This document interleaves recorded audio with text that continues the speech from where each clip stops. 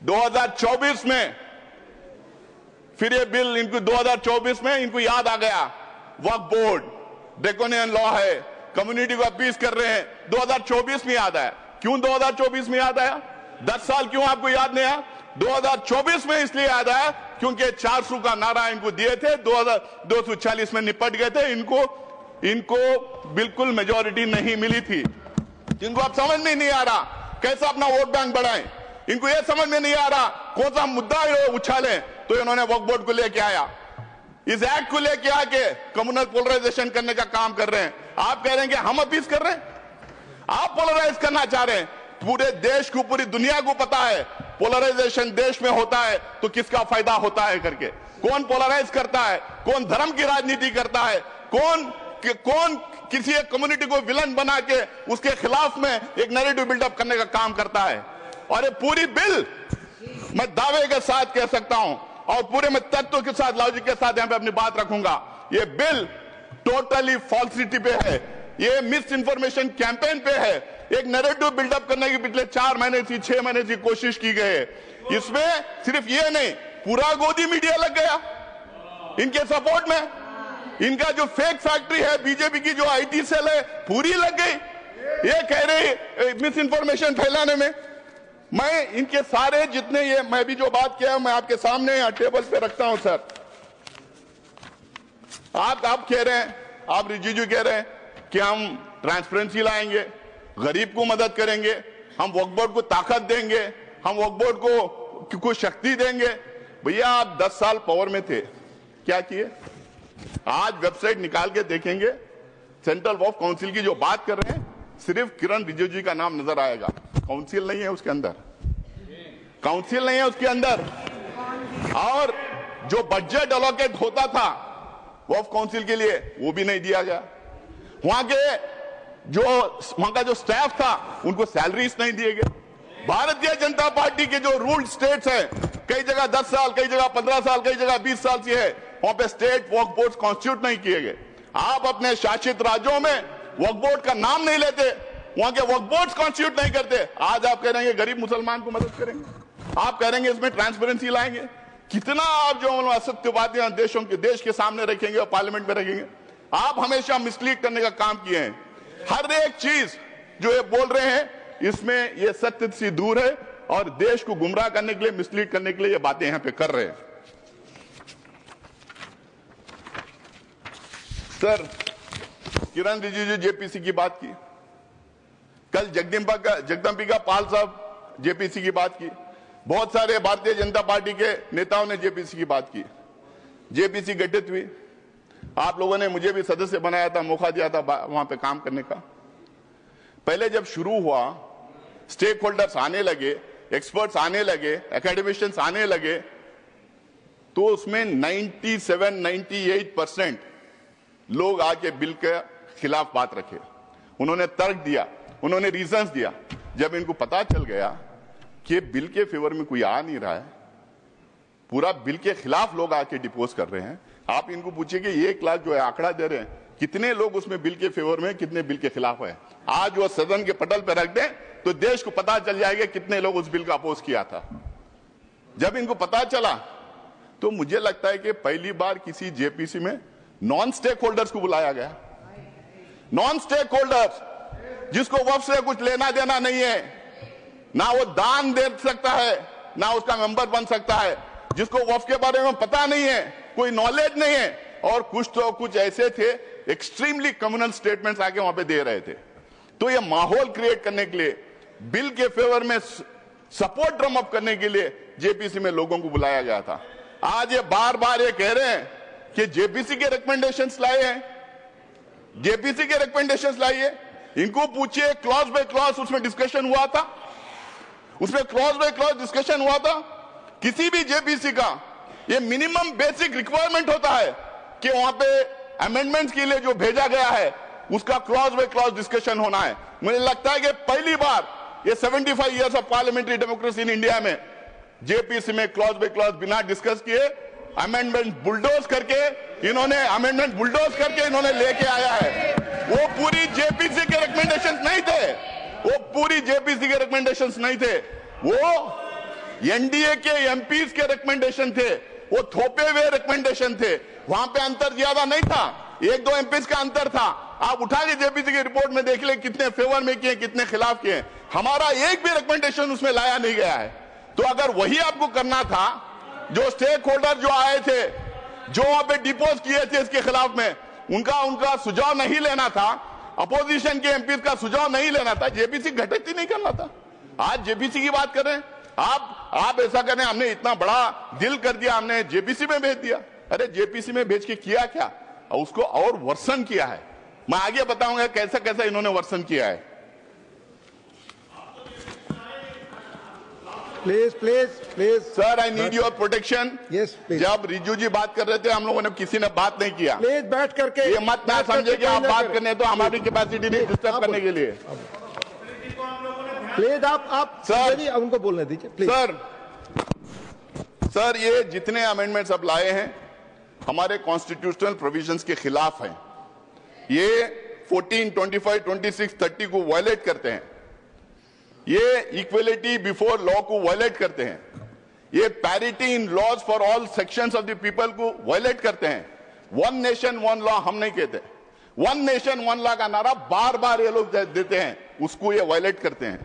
ये यूसीसी बार बार बोलते हैं, उसको ये वायलेट करते हैं।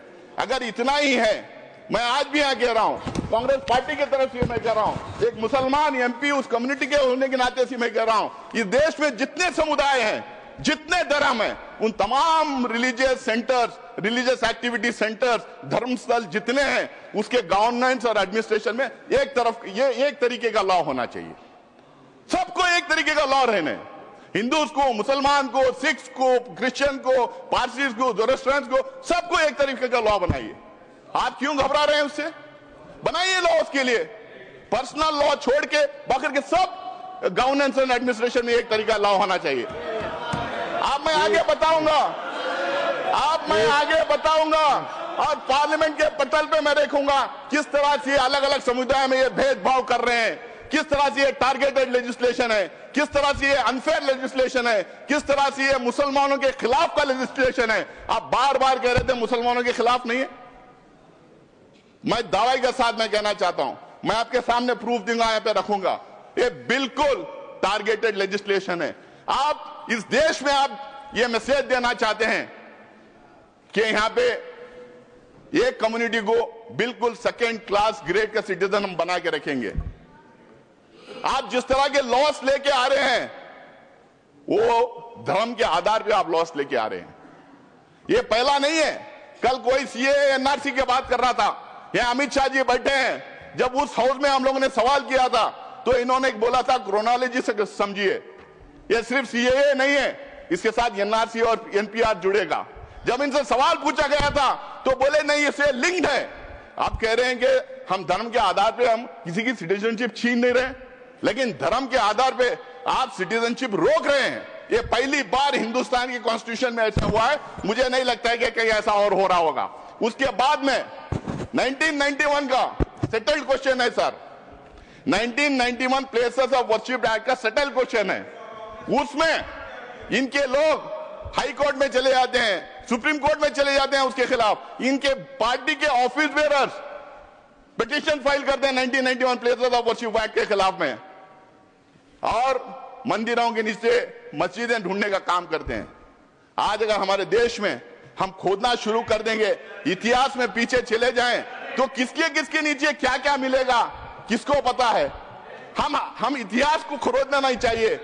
बाकी के सारे देश आगे बढ़ने का काम कर रहे हैं, तो हमें इतिहास में जाके खोदने का काम शुरू किए। यहां पे भी उसका प्रोविजन कर दिए। आज किरण रिजिजू जी आप यहां कह रहे थे, भाई हम लोगों ने, सर ये कौन है सर? आप बीच में टिप्पणी ना करें। कौन है सर ये? हाँ बोले इधर प्लीज। जगेश जी सर मैं उस पर आगे आऊंगा। अभी किरण रिजिजू जी ने बताया कि वफ का मायना क्या है। सर वफ का माना दान है, it as simple as that. वफ का माना दान है। दान कोई भी किसी को भी कर सकता है। ये बार बार कह रहे थे कि 2013 में एनीबडी कैन डोनेट करके लेके आए। इनको शायद ये पता नहीं हुजूर मोहम्मद प्रॉफिट मोहम्मद के जमाने में गैर मुसलमानों भी दान करते थे। बहुत इंपॉर्टेंट सेंटर से जहां पे गैर मुसलमानों ने दान किया है।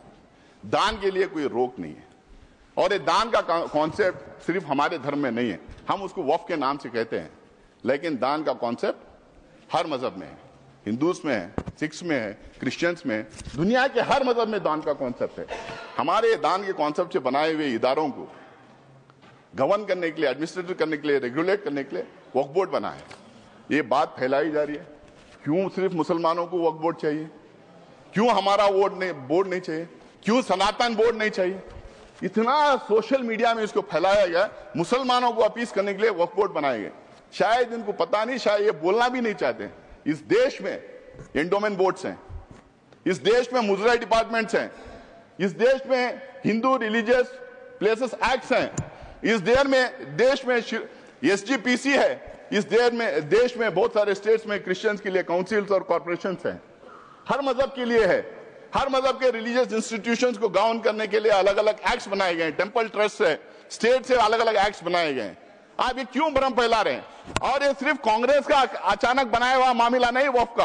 आपने अभी कहा कि अंग्रेजों के जमाने में वक्फ को रेगुलेट करने के लिए कई एक्ट्स आए थे, उसको आगे बढ़ाते गए, उसमें अमेंडमेंट लाते गए, उसमें सुधार लाने के लिए कई अमेंडमेंट्स लेके आए।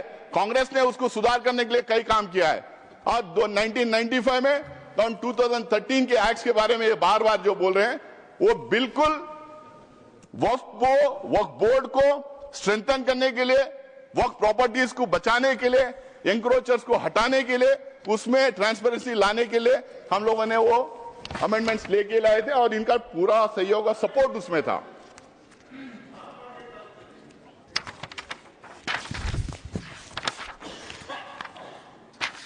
सर, इसमें बार बार ये कहा जा रहा, आज भी ये कह रहे हैं कि वक्फ बोर्ड, ये सबसे बड़ा एलिगेशन वक्फ बोर्ड के खिलाफ है सर, और ये सबसे बड़ा मिस इन्फॉर्मेशन फैलाया गया है। आज भी यहां पे बोल रहे थे कि वक्फ बोर्ड कोई भी जमीन को अपनी जमीन डिक्लेयर कर सकती है। क्या हिंदुस्तान में लॉ नहीं है? क्या रेवेन्यू रूल्स नहीं है? क्या प्रॉपर्टी रूल्स नहीं? मतलब कहीं पे भी हम टवल डाल दें और हमारी बना लें? हम ट्रेनों में चलते हैं, ट्रेनों में नमाज पढ़ते हैं, फ्लाइट्स में नमाज पढ़ते हैं, तो नमाज पढ़ ले तो क्या ट्रेन हमारी हो गई? क्या फ्लाइट हमारी हो गई? क्या वक्फ में उसको लिखवा दें? वक्फ को जो पावर दिया था, अगर वक्फ बोर्ड के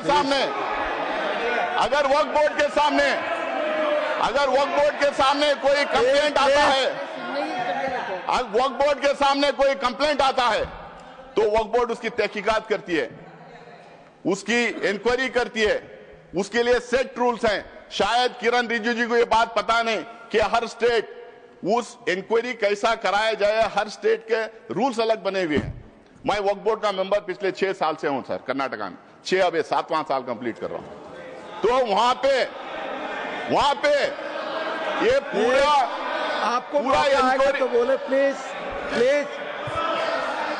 पूरा इंक्वायरी होने के बाद में सर्वे कमिश्नर उसको सर्वे करता है, कलेक्टर उसको चेक करता है, फिर उसके बाद में स्टेट गवर्नमेंट को जाता है, स्टेट गवर्नमेंट उसको वेरीफाई करती है, उसके बाद में वक्फ गेजेट उसके बाद में सरकार उसको गेजेट करती है।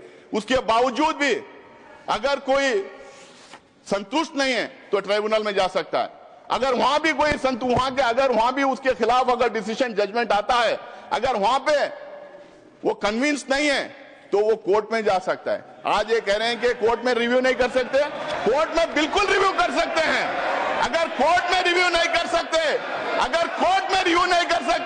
तो हाई कोर्ट में और सुप्रीम कोर्ट में वक्फ के इतने केसेस कैसा हो रहे हैं, हाई कोर्ट में और सुप्रीम कोर्ट में। माननीय गृह मंत्री कुछ कर दे।